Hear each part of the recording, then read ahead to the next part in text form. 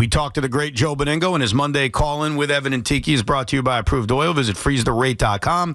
HL Gross Jewelers of Garden City, Total Orthopedics, the experts at getting you back to being you, and by Audi Manhattan, where luxury meets excellence. Bro, how you doing, man? I've been better. It's not exactly been the greatest sports week of my life, as you well know. I mean, it's been a freaking disaster. Let me ask you this then, based on that, because I was thinking about this last night in regards to the baseball decisions. Yep. I'm too young for the Midnight Massacre. Right. How would you compare the 24-hour period of losing Díaz and Alonso to that famous night? Well, I really look at it in three different segments, okay? Mm-hmm. You know, I look at this. I said this the other day, and I can't use the words I used, but it's 50 years of Met management basically screwing the fans. And that's what we've gotten, okay? Let's be honest about it. It started with that M. Donald Grant, the Seaver thing, Dave Kingman's M. Donald Grant and McDonald doing what they did with Seaver. And it took them, that was, I felt violated. Honestly, I felt violated, all right? I was 24 years old. I felt like I was violated. And it took them 8 years, whatever it was, to really get back again. 84, Davey Johnson, bringing Keith here, Darryl, Doc, all of that. So that took until about 8 years there. Then the second time I felt that way, now we got the Wilpons and Doubleday and, of course, Frank Cashin, and he dismantles the 86 championship team. Ray Knight goes, Lenny Dykstra gets traded, they trade Darling, they trade Mookie, they trade Mitchell, they eventually dump Darryl. So that's the second time, and I was about 37 years old, right? Major violation, painful. I mean, I can't even think. When Darryl signed with the Dodgers, I can't tell you where my head was at. I mean, very close. I cried with Seaver when I saw him on the cover of Sports Illustrated as a Red, and I was just, beyond with Darryl in 1990. And now we fast forward to me being 72, okay, into 2025, and now, I mean, it's like, what are we doing here? We dismantled our baseball team, okay, that basically was a fix the pitching staff away from being a contender in the National League. I mean, let's be honest about it. That's pretty much it. And I am so disgusted. I am so down. Well, you know how I feel about Stearns.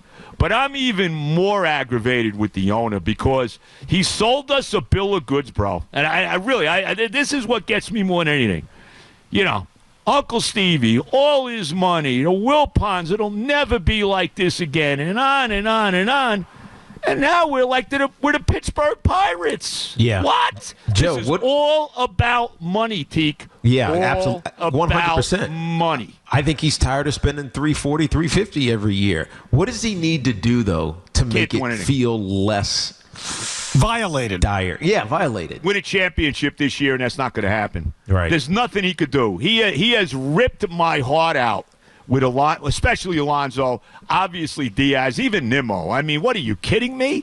Ripped our hearts out. And if I'm Juan Soto, what am I thinking? And now you're telling me that they're shopping Lindor? They're shopping Lindor? What? Lindor now has become an iconic Met. I mean, he's kind of moved up. Maybe he's not what Pete quite was because he wasn't homegrown, but he has now moved into that area. Okay? What scares me about what you said, and I was doing it with some of the other guys too, not on the same level, but Jose Reyes, Edgardo Alfonso, Zach Wheeler. Again, not saying they're on the same level, but guys Daniel Murphy. DeGrom. Wait a minute. You are the biggest DeGrom guy there is. Well, that one still kills me. How about him? Mm-hmm. The thing I'll tell you why I'm not including DeGrom. You'll see my point. Because he wanted to leave. DeGrom wanted out. No, it's not even that. It's that I agree with that, those Joe. guys that you mentioned, it then followed with bad seasons, a lot of them. Okay. 6.5 losing seasons. Right. By the way, you're listening to WFAN, WFAN FM, WFAN FM, HD1 New York, and Odyssey Sports Station. Well, that's what I'm saying about Seaver and Darryl. Dismantling of the 86 Right. So that's my point. So with those guys, with Darryl, with Seaver, even with Alfonso for a few years and Reyes for a few years, it followed with losing seasons. At least in DeGrom's case, a year and a half later, they're in the NLCS. That's the thing that cannot happen here. Like, this is bad and this sucks, and you're right, there's nothing the offseason is going to bring that's going to give me, you, and many others optimism, but they better freaking win. And I have a little bit more hope that they can with some of the guys on this roster than those past examples. I mean, how do you see that, though? Well, my question is, how do you see that? How do you see them winning with this roster? The only way they win with this roster, Tiki, is if all these young guys, specifically the pitchers, because I think that the master plan for the little genius is, and I really believe this, I think the master plan is he's not going to spend any money on starting pitching. He's going to go to war with the three kids, McClain, Tong, and Sproat, and then Clay Holmes, and then either Minaya or Peterson, somebody like that. Maybe he'll get one nondescript starter, low-level starter, and that's going to be the rotation, bro. I'm telling you, I really believe it. So here's what I think they're doing, and go ahead. I'm not saying I love it, so don't take it like I'm endorsing it. Right. I think they want to spend on short-term contracts unless the guy in their minds is generational, like Juan Soto or even Yamamoto, who they made a 10-year offer for, or maybe Skubal. So that when they sign Jorge Polanco for $20 million. Right. It feels like Skubal, they're waiting for next year. No, when he's a free agent. I think that their attitude is going to be, Pete Alonso's, we're not giving him 5 years. Jorge Polanco, perfect. 2 years, we'll pay him a lot of money. He's fine. And they're going to be interchangeable with all of these pieces. $110 million, and they would have had to give Pete. Think about that. No, over a long million left. Over a long period of time. I'm saying I think they're going to buy short-term players and only go long-term on the guys that they love. And that's what I think the vision is. Not saying I like it. That's what I think they're doing. Unless it's a generational guy. Unless it's Juan Soto or Tariq Skubal. It's not worth it to David Stearns. Well, I mean, but I go beyond. To me, Stearns is just part of the equation here, and I really think he brought him in here to be a small market general manager and run the Mets that way. And I really think he said, "Okay, I'm going to spend the big money on Soto. We came within 2 games of the World Series last year. I'm going to spend the big money on Soto." Gambling that's going to put us over the top and in the World Series.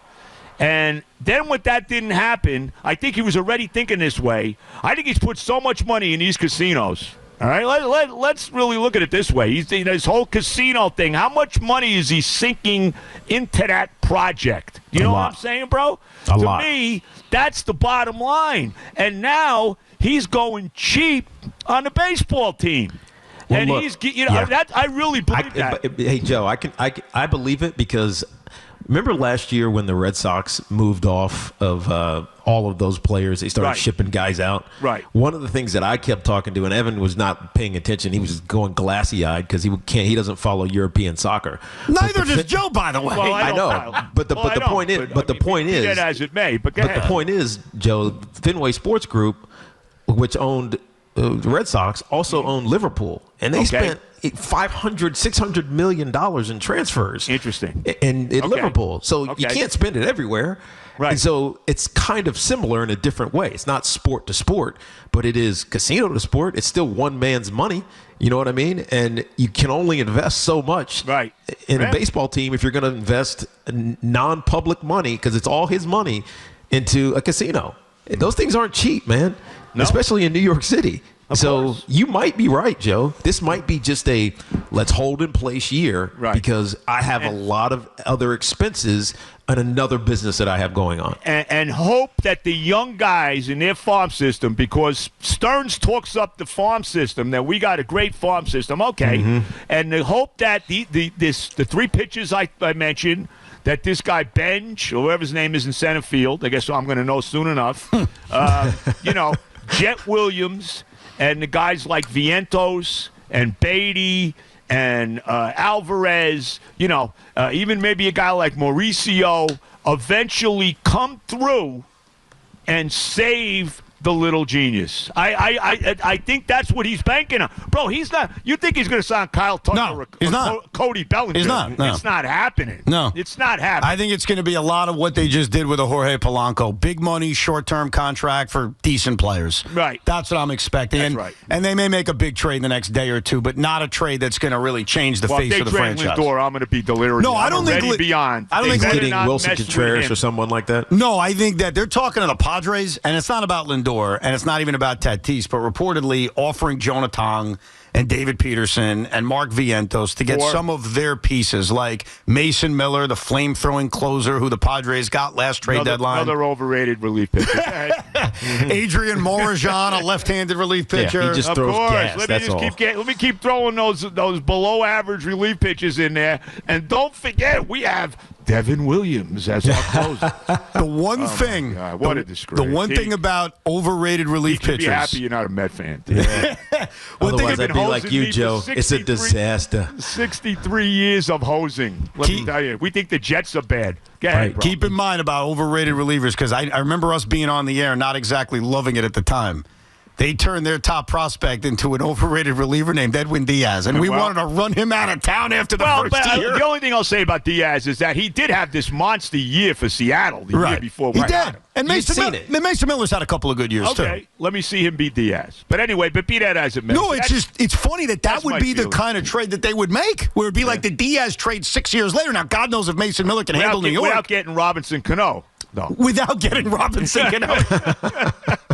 What'd you think of the Jet game yesterday? What did I think? I mean, come on, it was a disaster. You know, the one moment that really, again, even as bad as they are, and they're going to go 3-14, and how much better it is New Orleans Saints all of a sudden. But whatever, they're going to go 3-14, whatever the deal may be, and we'll get to the firing of Steve Wilkes.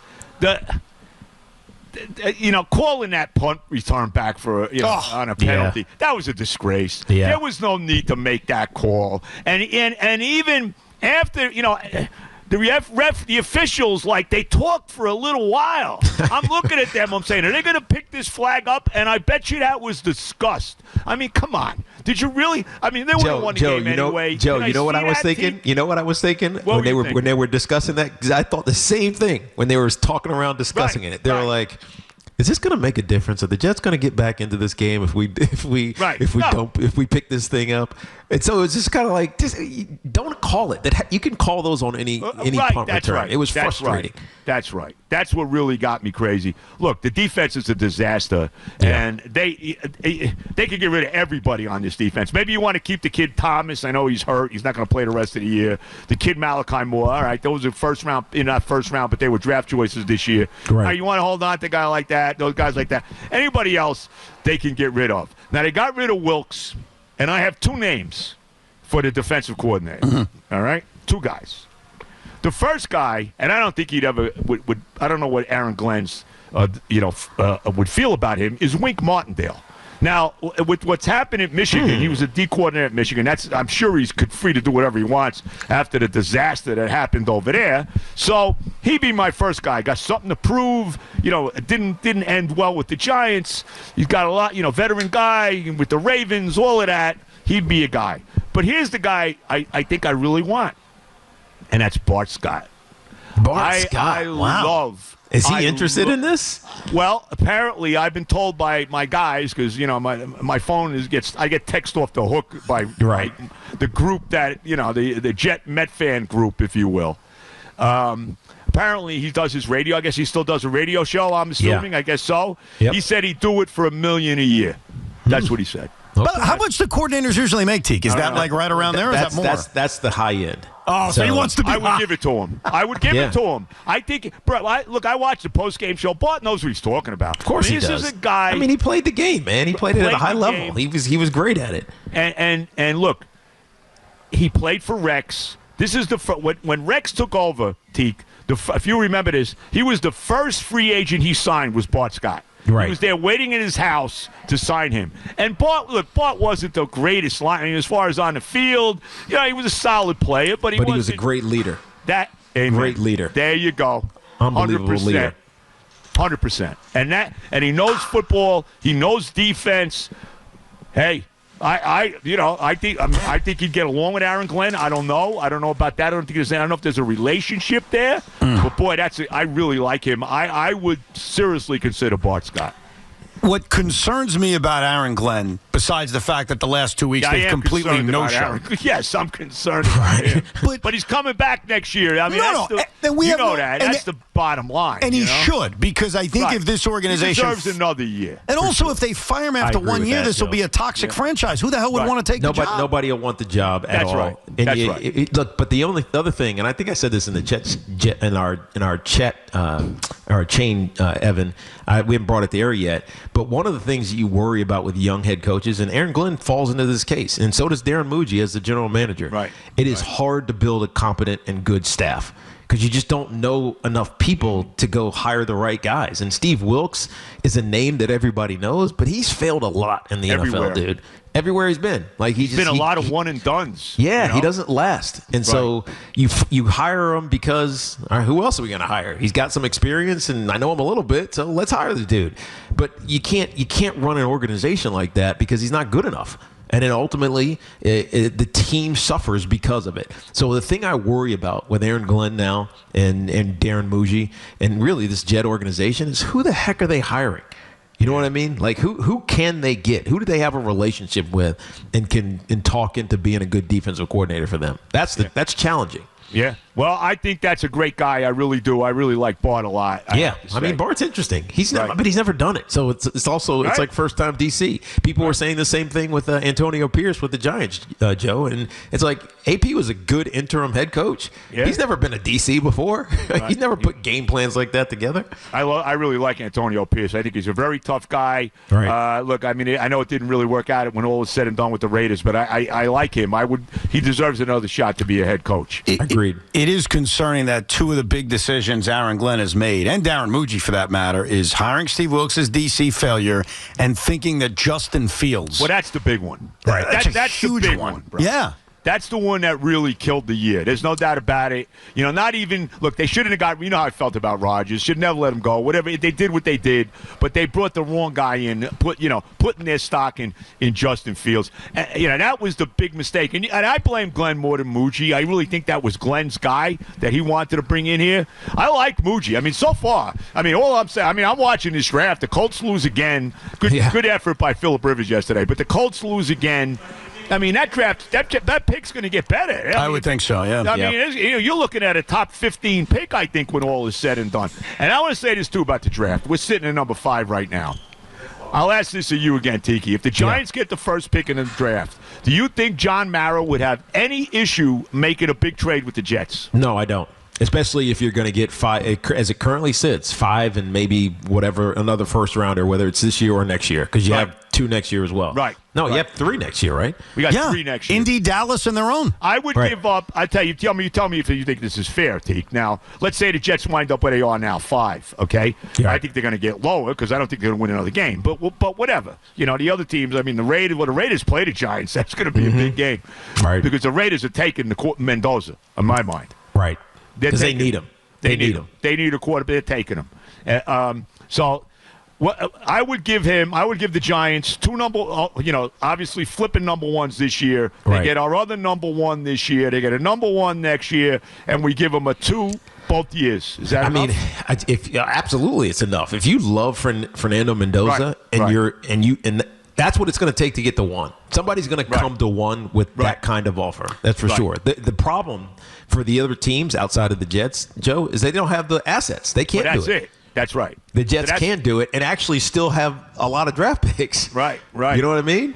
So, but here's my plan B, though, Teak. If we can't get Mendoza, okay, all right, I don't want to force feed taking any quarterback. I mean, unless you're telling me that you're in love with Dante Moore or Ty Simpson, no.